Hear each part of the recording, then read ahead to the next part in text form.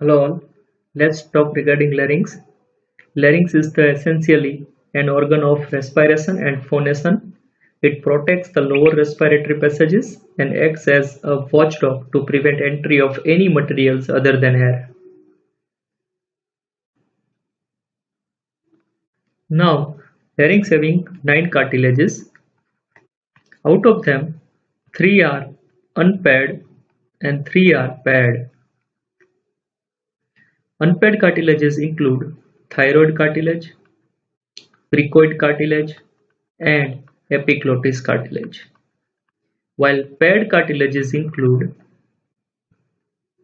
arytenoid, corniculate, and cuneiform.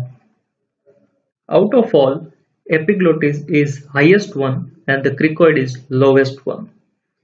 So larynx is extended from upper border of the epiglottis to lower border of the cricoid cartilage. So above it communicates with the laryngopharynx through laryngeal inlet and below with the trachea. Now larynx lies opposite C3 to C6 vertebrae in case of adult, while C1 to C4 vertebrae in case of children. The growth of the larynx in adult female is little bit slow and does not differ much from a child. Hence, the laryngeal tone of both females and children is high-pitched. While in case of male, the angle of the thyroid cartilage grows very fast at puberty, which is called Adam's-apple, which makes the voice of male deep and low-pitched. So let's see the skeleton of the larynx very briefly. We are going to learn each and every cartilage of the larynx in little bit detail. This is thyroid cartilage. This one is the cricoid cartilage. This is hyoid bone. Hyoid bone is not a part of a larynx, but it is very closely concerned with the larynx. So now, when we see the measurement of larynx vertically, it is 44 mm in case of male, while 36 mm in case of female, while transversely it is 43 mm in case of male and 41 mm in case of females, while anteroposteriorly it is 36 mm in case of males and 26 mm in case of females. So female larynx having more breadth than its length. Now let's see all the cartilages one by one. This is the figure of epiglottis. This is the individual figure of epiglottis. This is the sagittal section of the larynx where we can appreciate this is tongue and this is hyoid bone. This cartilage is the epiglottis. Now this epiglottis presents the upper end, one lower end, which is also called as top of the epiglottis. This is the anterior surface, one posterior surface, and two lateral borders. The upper end or the margin is free and forms the upper boundary of the inlet of the larynx. This lower end, it is connected to the thyroid angle with this ligament, and this ligament, it is called as thyroepiglotticus ligament. This anterior surface, it is covered by mucous membrane in upper part where it is connected to the base of the tongue by a median and a pair of lateral glossoepiglottic folds. So this is median glossoepiglottic fold. Here we can appreciate the median glossoepiglottic fold only, but not able to see lateral glossoepiglottic folds as this is sagittal section of the larynx. The mucous depression on each side of the median glossoepiglottic fold, it is called as a vallecula. Lower part of the anterior surface, it is connected to the hyoid bone by hyoepiglottic ligament. So this ligament is hyoepiglottic ligament. Posterior surface of the epiglottis is covered with mucous membrane and forms the anterior wall of the upper part of the laryngeal cavity. So this is the laryngeal cavity.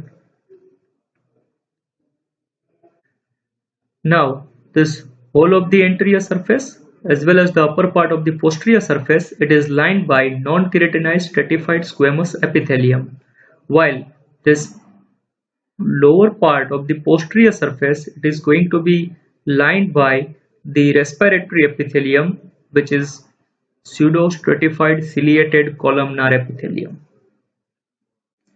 Now these lateral borders are free in its upper part, while in the lower part it is connected with the arytenoid cartilage through the aryepiglottic folds.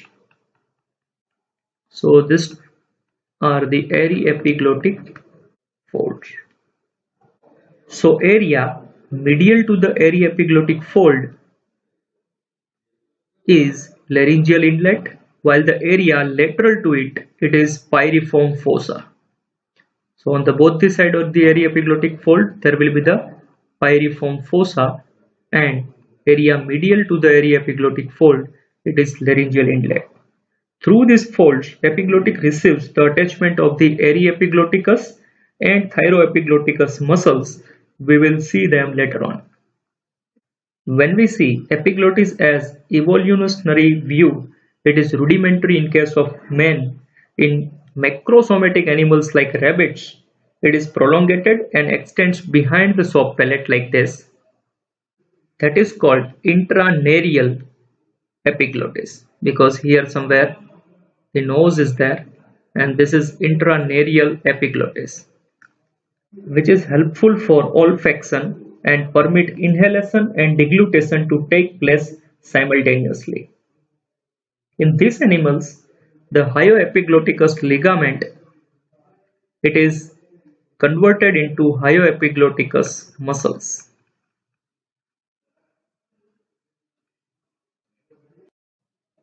Now let's see thyroid cartilage. This is the anterior view of the thyroid cartilage. This is posterior view of the thyroid cartilage, and this one is the lateral view of the thyroid cartilage. And this figure shows the whole thyroid cartilage along with the few other structures related to the thyroid cartilage. Now, thyroid cartilage, it is present at the level of the C4 and C5 vertebrae, and this thyroid cartilage acts as shield to protect the larynx from the front. This thyroid cartilage having two lamina. This one is the lamina of one side and this one is the lamina of other side, which is quadrilateral in shape. It has one upper border, one lower border, one anterior border, and one posterior border. This lamina also having one outer surface, what we are able to see here.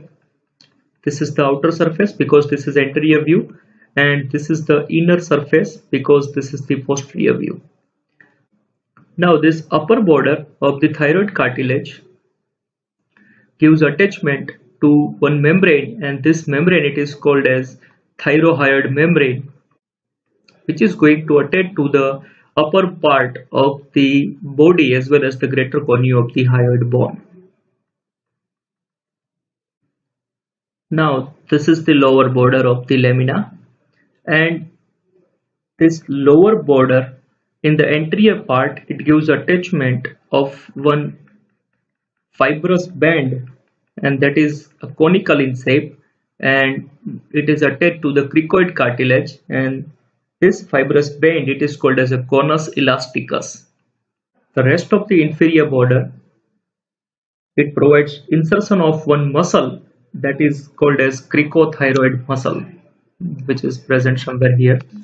So this is the posterior part of the inferior border of the thyroid cartilage, which gives attachment of one muscle, and this muscle it is called as cricothyroid muscle.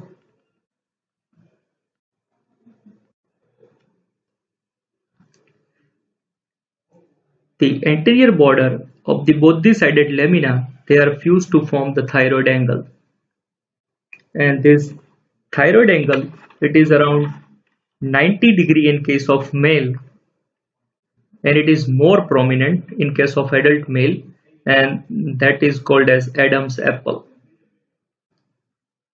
While in case of adult female, it is around 120°.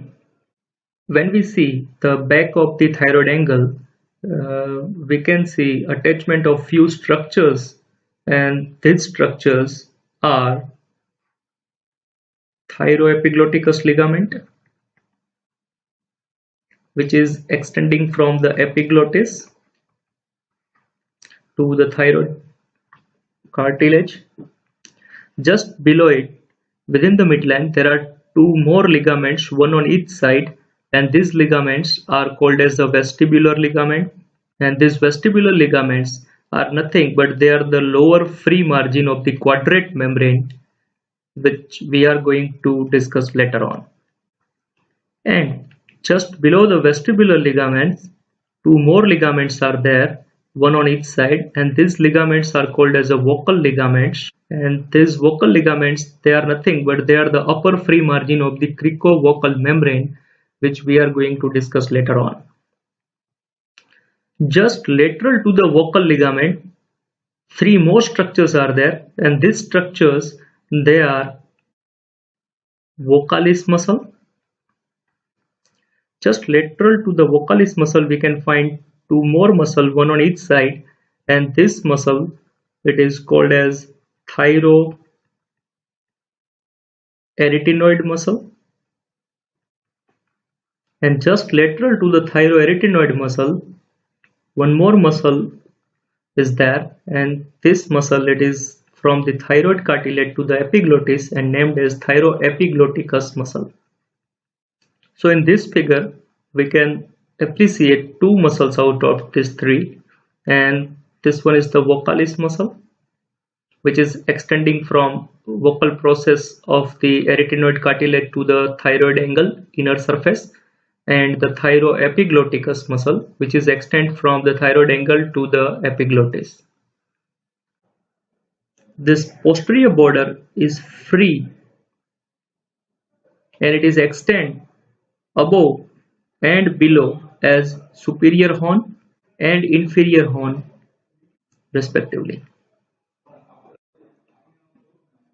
This posterior border receives conjoint insertion of three extrinsic muscles of the pharynx named stylopharyngeus, palatopharyngeus, and salpingopharyngeus.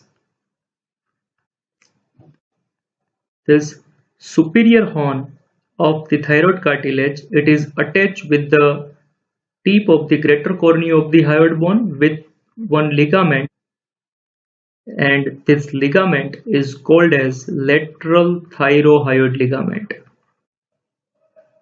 which is nothing but it is the posterior free thickened border of this thyrohyoid membrane. Thyroid cartilage, it is also attached with the hyoid bone in the midline to form the median thyrohyoid ligament, which is also a part of thyrohyoid membrane. This inferior horn of the thyroid cartilage, which is going to articulate with the cricoid cartilage, which is going to form one joint, and that joint, it is named as cricothyroid joint, which is a plain synovial variety of the joint. The recurrent laryngeal nerve, which is a branch of the vagus nerve, which passes behind the cricothyroid joint and enters inside the larynx. So this is recurrent laryngeal nerve.